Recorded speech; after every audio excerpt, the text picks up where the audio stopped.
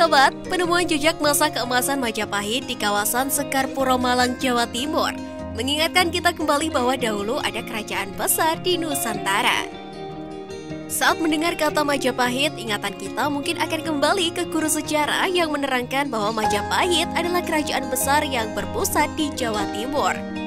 Beberapa sumber terpercaya menyebut kerajaan Majapahit berkuasa cukup lama, sekitar tahun 1293 sampai dengan 1500 Masehi. Namun sayangnya hanya sedikit bukti sejarah tentang Majapahit yang bisa dijadikan kilas balik.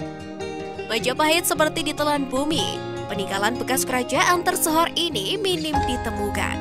Lokasi persis di mana pusat kerajaannya pun masih menjadi misteri. Sebagai gantinya, Majapahit lebih banyak meninggalkan mitos yang beragam cerita. Mengingat kembali tentang Majapahit, berikut 5 fakta tentang kerajaan Hindu-Buddha terakhir yang menguasai Nusantara dan dianggap sebagai yang terbesar dalam sejarah Indonesia. Majapahit tak akan ada jika Raden Wijaya tidak membangunnya.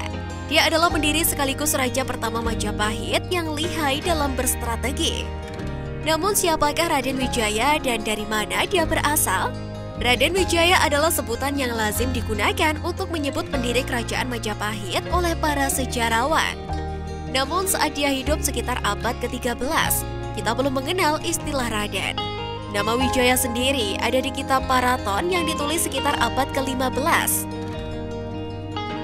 Dalam kitab Negara Kertagama tertulis pendiri kerajaan Majapahit adalah Dyah Wijaya. Dia adalah gelar kebangsawanan dan merupakan cikal bakal gelar Raden. Namun nama aslinya adalah Naraya Singgrama Wijaya. Sesuai dalam prasasti Kudadu yang dibuat Wijaya pada tahun 1294. Kerajaan yang berdiri sekitar 1293 hingga 1500 Masehi ini mencapai puncak kejayaan saat dipimpin oleh Hayam Wuruk yang berkuasa sejak 1350 sampai 1389.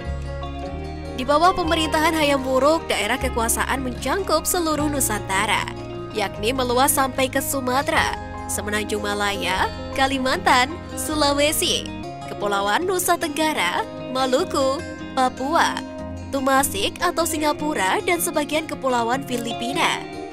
Sekitar 89 kerajaan pada saat itu ada di genggaman Majapahit.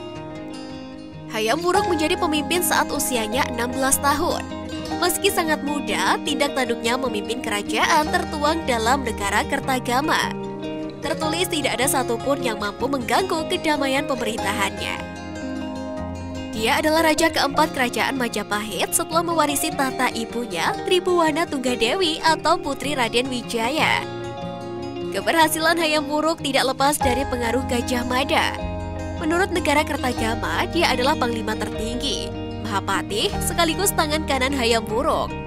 Diperkirakan Gajah Mada lahir pada awal abad ke-14 dari kalangan rakyat biasa.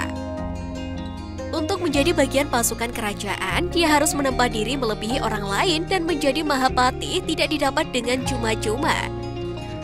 Gajah Mada diyakini sebagai lembu mukso dan titisan dari Dewa Wisnu.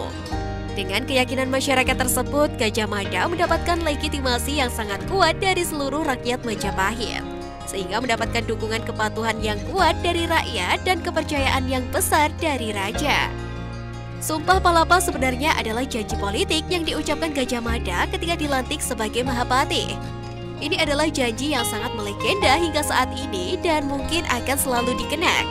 Berikut Sumpah Palapa seperti dimuat dalam kitab Pararaton, yang artinya beliau Gajah Mada menjabat Patih Mangkubumi tidak ingin menikmati palapa.